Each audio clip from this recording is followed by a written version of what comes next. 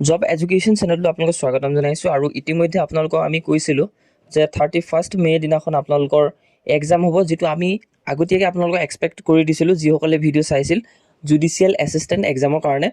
আৰু তেওঁলোকৰ প্ৰিপেৰেশ্যনটো বহুত ফাষ্ট স্পীডত লৈ গ'ল, সেইসকলৰ কাৰণে বহুত বেছি প্ৰফিটত আছে, যিহেতু আমি যিটো আপডেট দিওঁ বহুত বেছি চাই পিনে আপোনালোকক জনাওঁ। চ' গতিকে আপোনালোকৰ এইখিনিৰ কাৰণে বহুত বেছি ভাল খবৰ। 31 মে'ৰ পৰা জুডিচিয়েল এছিষ্টেণ্টৰ এক্সাম আছে। চ' ইয়াতে যদি চোৱা যায় টোটেল 8টা পোষ্ট আছিলে আৰু এনেধৰণে টোটেল নাম্বাৰৰ পোষ্ট দেখিছিলে আপোনালোকে। আৰু ইয়াতে আনৰিজাৰ্ভৰ কাৰণে কিমান আছে সকলোখিনি উল্লেখ কৰি দিছিলে। আৰু আমাৰ এপ্লিকেশ্যন ষ্টাৰ্ট হৈছিল 9 তাৰিখ 1 মাহ 2024। আৰু ইয়াতে বহুতখিনি ইম্পৰ্টেণ্ট কথা আমি জানিব পাৰিম। লগতে যিসকলে জুনিয়ৰ এডমিনিষ্ট্ৰেটিভ এছিষ্টেণ্টৰ এক্সাম দিছিলে সেই ৰিজাল্টৰ বিষয়ে আমি বহুতখিনি ইয়াতে আলোচনা কৰিম, আপোনালোকে শেষলৈকে চাব।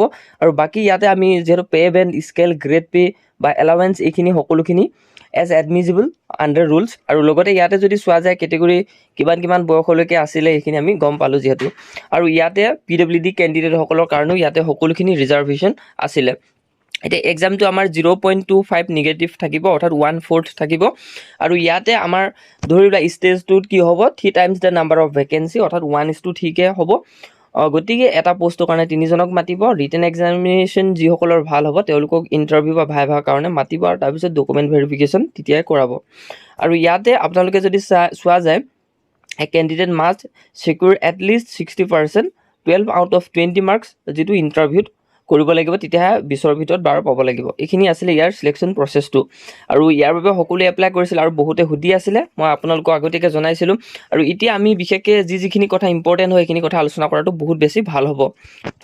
আৰু যিহেতু জুডিচিয়েল এছিষ্টেণ্টৰ এডমিট কাৰ্ডৰ বাবে ইয়াতে উল্লেখ কৰিছে 25 মে'ৰ পৰা এডমিট কাৰ্ড আপোনালোকক দিব। আৰু লগতে 31 মে'ৰ পৰা ৰিটেন এক্সাম হ'ব, অৰ্থাৎ ৰিটেন এক্সামৰ ডেটটো দিছে আৰু লগতে এডমিট কাৰ্ড ডেটটো দিছে। ইয়াতে ৰিজেক্ট লিষ্টটো প্ৰকাশ কৰিছে, বেছি কেণ্ডিডেট ৰিজেক্ট হোৱা নাই, প্ৰায় সকলোখিনি এপ্ৰুভে হৈছে। টোটেল এপ্লিকেণ্টছৰ সংখ্যা 10,000তকৈ ওপৰত হৈছে। আৰু লগতে ইয়াৰ যিখিনি আপোনালোকৰ নটিফিকেশ্যন হয় নটিফিকেশ্যনখনো দিছে। মই একেবাৰে শ্বৰ্ট ফৰ্মত আপোনালোকক সকলোখিনি যাতে দি দিওঁ, যাতে টাইমটো ৱেষ্ট কৰিব নালাগে, কাৰণ ৰিটেন এক্সামৰ কাৰণে ডেট ক্লিয়াৰ কৰিলে। আৰু ইয়াতে যদি চোৱা যায় JEE ৰিজাল্টৰ আপডেট, এই বিষয়টো বহুতে সুধি আছিল।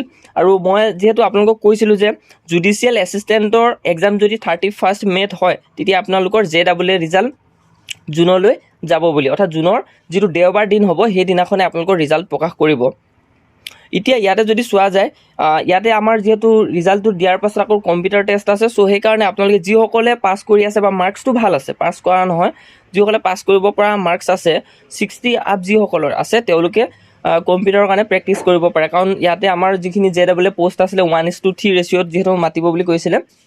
চ' সেইকাৰণে যিসকলৰ ভাল হৈ আছে কম্পিউটাৰ প্ৰেক্টিচ কৰাত বহুত বেছি লাগি যাওক। আৰু জুডিচিয়েল এছিষ্টেণ্টৰ যিহেতু সকলোখিনি আগৰ দৰে এডমিট কাৰ্ড, আপোনালোকৰ সকলোখিনি এক্সাম ভেনু, লগতে ইয়াতে আপোনালোকৰ থাকিব কি কলম নিব লাগে, অৰ্থাৎ ব্লেক পেন নিব লাগিব, পাৰিলে ফটো 2টা লৈ যাব। এইখিনি সাৱধানতাই উল্লেখ কৰিব, যিহেতু বাকী সকলোখিনি আমি ইয়াতে উল্লেখ কৰিলোঁ।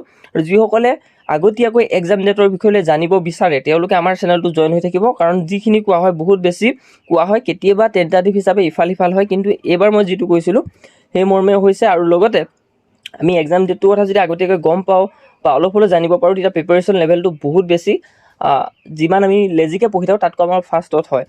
যিহেতু ইয়াতে সকলোখিনি কথা আলোচনা কৰিলোঁ, আপোনালোকে ভালকৈ এক্সামটো দিব।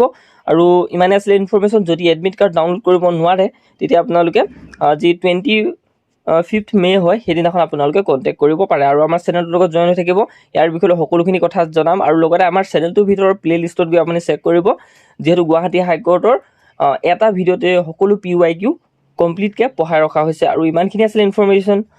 চেনেলটো চোৱাৰ বাবে ধন্যবাদ, আৰু ভিডিঅ'টো ইমানতে সমাপ্ত কৰিছোঁ।